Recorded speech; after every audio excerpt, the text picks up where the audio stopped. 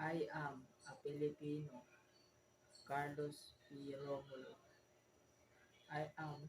a Filipino, inheritor of a glorious past, hostage to the uncertain future, as such as must prove equal to a twofold task, the task of meeting my responsibility to the past and the task of performing my obligation to the future. I sprung from a hardy race, child many generations, removed of ancient Malayan pioneers. Across the centuries, the memory comes rushing back to me of brown skin, men putting out to sea in ships that were as afraid as their hearts were stout.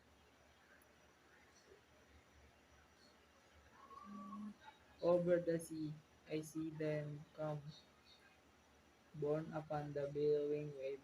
and the whistling wind, carried upon the mighty swell of hope, hope in the free abundance of new land that was to be their home and their children forever. Of sought and found every inch of shore that their eyes first set upon every hill amount that beckoned to them with a green and purple invitation, every mile of rolling plain that their view encompasses, every river and lake that promise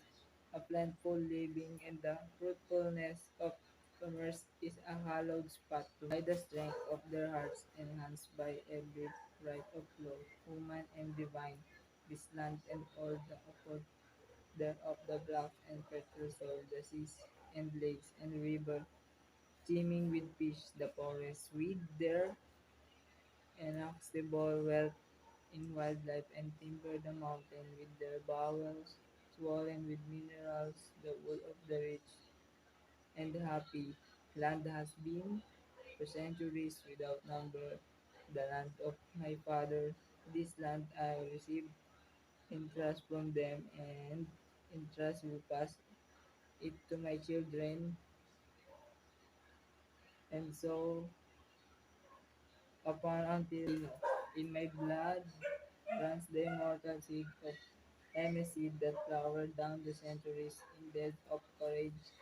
and defiance. In my veins yet pulls the same hot blood that sent Lapu-Lapu to battle against the first invader of this land, that nerved Lacandula in the combat against the alien foe, that drove Diego, Silang, and Dugoy into rebellion against the foreign oppressor. That seed is immortal. It is the self same seed that flowered in the heart of Jose Rizal that morning in Bagumbayan, when a volley of truth put an end to all that was moral of him and made his spirit deathless, forever the same that flowered in the hearts of Bonifacio and Balintawa, of, of Gregorio del Pilar, at the red of Antonio Luna, at Kalumpit, that bloom in flowers of frustration in the sad heart of Emilio Aguinaldo, that Palanan and yet burst for royally again in the proud heart of Manuel El Quezon.